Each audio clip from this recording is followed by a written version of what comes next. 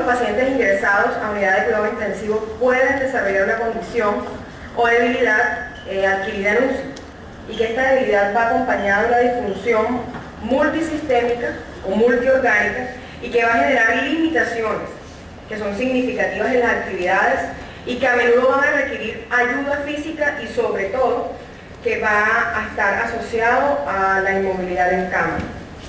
Muchos de estos pacientes, muchas de estas personas van a tener limitaciones en las actividades de la vida diaria durante meses o incluso años después de la hospitalización. Esta debilidad adquirida se desarrollará en sujetos que están hospitalizados en cuidado intensivo y que por una variedad de razones comúnmente conocidas, incluyendo la sepsis o al SDLA, generarán un tipo de debilidad que también va a estar asociada a la estancia en ventilación mecánica en un periodo no menos de 4 a 7 días. Y como forma más usual de definirlo, es un síndrome multicausal y que va a englobar alteraciones funcionales en diversos sistemas del organismo, y que estas características son probablemente las que van a dificultar la elaboración de escalas o instrumentos de evaluación que permitan determinar el grado de severidad del mismo, y además de así especificar cuál es el órgano o los órganos o el sistema que el paciente tiene alterado. Entonces tenemos muchos cambios que presentan o que generan desacondicionamiento en el corazón. Una de ellas es que estos individuos que están inmovilizados aumentan la capacitancia venosa, por lo que el éxtasis venoso aumenta y el riesgo de trombosis es mayor, y el riesgo de hipotensión ortostática también.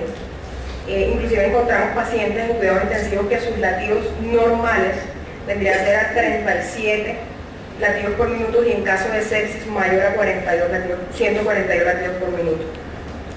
En el caso del pulmón, nosotros tenemos un problema enorme en cuidados intensivos, que es la llamada NAF, o neumonía asociada a ventilación mecánica, por causas varias. Una de esas, de las cuales somos nosotros responsables, es el mal manejo de protocolos asépticos o sépticos, en el caso de que quien los haga mal, de la vía aérea artificial, y el requerimiento del oxígeno en altas dosis o fracciones inspiradas también genera toxicidad. A nivel del sistema vascular, el reposo en cama produce disminución del volumen plasmático en aproximadamente 600 mililitros, lo que esto va a aumentar el riesgo de síncope y caídas. Y a nivel del desacondicionamiento y el músculo, de ahí sí tenemos mucha tela que cortar, pero en el 2009 Cochrane estableció estas tres principales. Y primero, que hay una atrofia por disminución, hay disminución de la masa muscular por atrofia de las fibras tipo 1, por disminución de la síntesis proteica. Esto consecuentemente lleva a disminución de la fuerza muscular. 2, los músculos antigravitatorios son los primeramente afectados. Y 3, que paralelo al cambio del tamaño de la fibra muscular hay pérdida de la fuerza, y se dice que dentro de los primeros 14 días de reposo ya pierde el cuádriceps el 22% de su fuerza. En la parte de metabolismo y nutrición hay pérdida de nitrógeno ureico por aumento de la síntesis de proteína a nivel del músculo, y esto genera falla renal, y por lo regular todos estos pacientes tienen una alta probabilidad de entrar en diálisis. Y piel, pues que también somos unos grandes responsables de todo este proceso, las famosas úlceras por presión. Entonces, en el 2010 ya se comienzan a establecer unos protocolos mucho más claros del desacondicionamiento físico, y ya basados en la evidencia. Y entonces ellos lo que hacen es establecer como un diagrama de flujo que nos dé a nosotros una idea de cuáles son las reales causas de este desacondicionamiento. Y ellos comienzan con que esa debilidad adquirida en UCI tiene multicausas: un fallo multiorgánico, una inmovilización en cama general, la hiperglicemia, los corticosteroides y los bloqueadores neuromusculares. De ahí que los nuevos protocolos de intervención para pacientes en cuidado crítico eliminan completamente los beta bloqueantes musculares y comienzan a trabajar entonces la sedación consciente, el famoso PRESEX o la desmedetomidina. O sea, hay que tener a los pacientes despiertos en la UCI con una dosis tope de analgésico o sedante que les quite el dolor, o sea, manejo el dolor pero en estado consciente. Entonces aquí les muestro una cantidad de estudios que hacen o que engloban o dan una referencia enorme de la debilidad y cómo esto nos afecta a nosotros. ¿Sí? Y por lo menos en este estudio del 2009 de Sarah Kessler, ellos aquí querían ver con estos pacientes ventilados mecánicamente tenían proyección a o a tener parálisis neuromuscular. Y la conclusión fue que estos pacientes ventilados mecánicamente en estado asmático, que están inmovilizados por periodos prolongados de tiempo o de sedación profunda, caen en riesgo de debilidad clínicamente significativa. Luego, en el 2011, en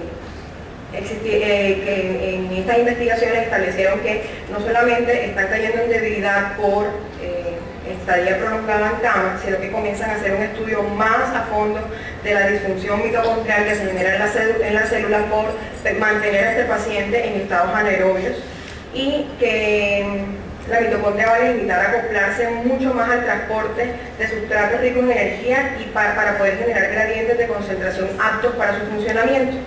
Y todo esto asociado con la cantidad de días en estancia en UCI o ventilados mecánicamente. Por eso que es labor de todos los fisioterapeutas que nos dedicaremos o que se dedican o que nos estamos dedicando al cuidado intensivo a extubar al paciente lo más pronto posible.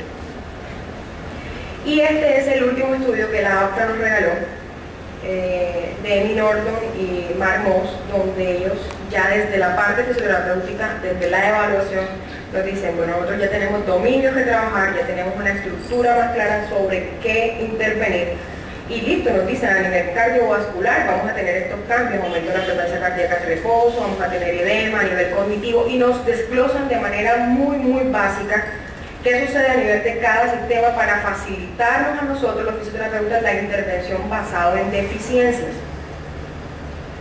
¿Y a qué conclusión podríamos llegar? Que la inmovilidad en UCI contribuye a la pérdida de la funcionalidad del individuo, incrementa los costos de salud por mayor estancia en UCI, reduce la calidad de vida del paciente y aumenta la mortalidad. Entonces es así como continúan los estudios y se establecen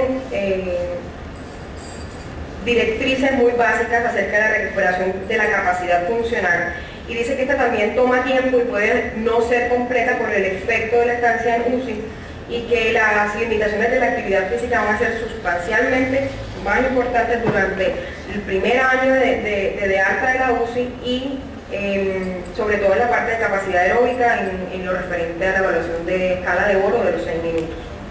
Sí, y ahí nuevamente nos establecen ahí se lo traje muy grande para que no se nos olvide a nivel de cada sistema.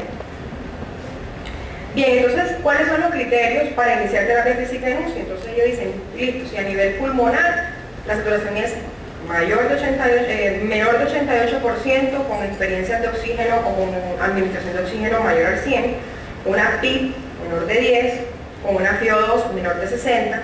O sea, esto que nos dice aquí son parámetros para no iniciar terapia física, por eso se los traigo a lo contrario. Y en ese mismo estudio que nos da la APTA también nos establece un flujograma de intervención que va desde la estancia del paciente crítico, que presenta valores normales y valores anormales, y qué se debe hacer desde la parte de cognición, si el paciente está listo o no está listo para terapia física. En el 2010, en el libro de dolor musculoesquelético, Humberto Martínez nos da una premisa y nos dice: el programa de las actividades de rehabilitación es variable, pero se recomienda que en casos de intervención terapéutica una frecuencia mínima de 2 sesiones al día de 30 minutos de duración cada una. La frecuencia, la duración y la intensidad de cada sesión dependen de la condición clínica de cada paciente. En caso de que el compromiso sea avanzado, lo ideal es programar 3 horas diarias de intervención en rehabilitación. Entonces ahí viene la gran pregunta: ¿será que nosotros estamos haciendo eso o estamos viendo eso en las unidades de cuidado intensivo? Que se reducen, él dice que en nuestro medio generalmente se reducen a 1 hora. Entonces le estamos restando 2 horas de intervención a ese paciente, y no quiero decir con eso que el fisioterapeuta va a estar pegado 1 hora con el paciente, porque el simple cambio de posición le genera cambios hemodinámicos al paciente que pueden ser inclusive mortales. Y le establece en este estudio que, bueno, a ver, usted hágalo cada media hora, 5 minutos, cada media hora, 10 minutos, y así hacer un ejercicio, un tipo de ejercicio interválico con este tipo de pacientes. Tenemos que reforzar la bomba muscular para mejorar la circulación de retorno y hacer potenciación muscular para mayor estabilidad articular. Además de eso, Norton también nos hace un esquema de evaluación en la parte de examinación, en todas las que nos divide en cuatro rangos. Dice la parte de función corporal, la parte de actividad, la parte de participación y la parte de cuidado, la utilización de cuidados de salud. Y en las técnicas nos establece raciones de estrategias respiratorias, rango de movimiento, educación al paciente y al familiar, entrenamiento funcional de la movilidad y por último entrenamiento y prescripción de un ejercicio intenso. Y nos da al frente ejemplos de las técnicas para desempeñar. Entonces el equipo de rehabilitación debe iniciar la intervención fisioterapéutica entre las primeras 24 a 48 horas. Y nuestro gran muro de batalla es el intensivista que dice el paciente está inestable, no se puede mover. ¿Sí? Entonces es algo con lo que tenemos que pelear científicamente con esta cantidad de evidencia que nos ha regalado la APTA en el 2002 a nivel del mes de octubre-noviembre. Bien, entonces ya desde antes, en el 98, se estaban haciendo pininos en la parte del entrenamiento de acuerdo al gasto calórico, y Pardo y el señor Patiño nos comenzaron a dar luces acerca de cuáles eran estos protocolos, y esto fue aquí en Colombia. ¿Sí? En la revista colombiana de medicina física y rehabilitación, y nos dividieron por etapas, etapa 1A, etapa, entonces dependiendo del gasto calórico, esto tiene que ser acompañado con un equipo interdisciplinar, con el nutricionista, o sea, con soporte metabólico y nutricional y con la parte de medicina interna. Nosotros somos los pilares de la prescripción del ejercicio y del ajuste calórico dependiendo de la actividad. Entonces nosotros para prescribir el ejercicio tenemos que estar de mano de la nutricionista para que ella ajuste la cantidad de calorías dependiendo de la actividad que yo estoy prescribiendo. Y miren, vaya sorpresa, nosotros en el cuidado intensivo también tenemos la posibilidad de utilizar electroterapia. Aquí dice algo que es muy cierto, dice, voy a traducirlo, el NMS no ha sido estudiado en pacientes con enfermedad crítica, basado en una extensiva evidencia y guías de la Sociedad Americana del Tórax, la Sociedad Respiratoria Europea y la Sociedad de Cuidado Intensivo de Europa. Ellos establecen que el NMS puede ser considerado una terapia adjunta en pacientes en cuidado crítico que están tendidos en cama y que tienen un alto riesgo de padecer debilidad muscular. Entonces, que no sea toda esta cantidad de debates que existen acerca de la electroterapia, de si sirve o no sirve, sino de que llegar a un consenso de que puede favorecer a la rehabilitación del paciente que ha estado en cama, porque sabemos que el NMS es una de las estrategias que genera reclutamiento muscular, más de unas fibras que de otras, pero que coadyuvan a favorecer la rehabilitación pronta del paciente. Entonces mire qué conclusiones sacamos, y se trata de un síndrome prevenible con alteraciones reversibles que tiene efectos negativos que casi comienzan de inmediato y que nuestra labor está en intervención dentro de las 24 primeras horas, que la recuperación del deterioro funcional es muy lenta, por tal motivo nosotros debemos evitar ese proceso, y que actualmente se recomienda el retorno precoz a las actividades de la vida diaria en patologías consideradas como beneficiarias del reposo. Entonces tenemos que sacar a esos pacientes de la cama, inclusive traqueotomizados, inclusive con el tubo orotraqueal en la garganta. Tenemos que despiertos, pararlos, ponerlos a caminar con la bala de oxígeno o con el ventilador mecánico de transporte.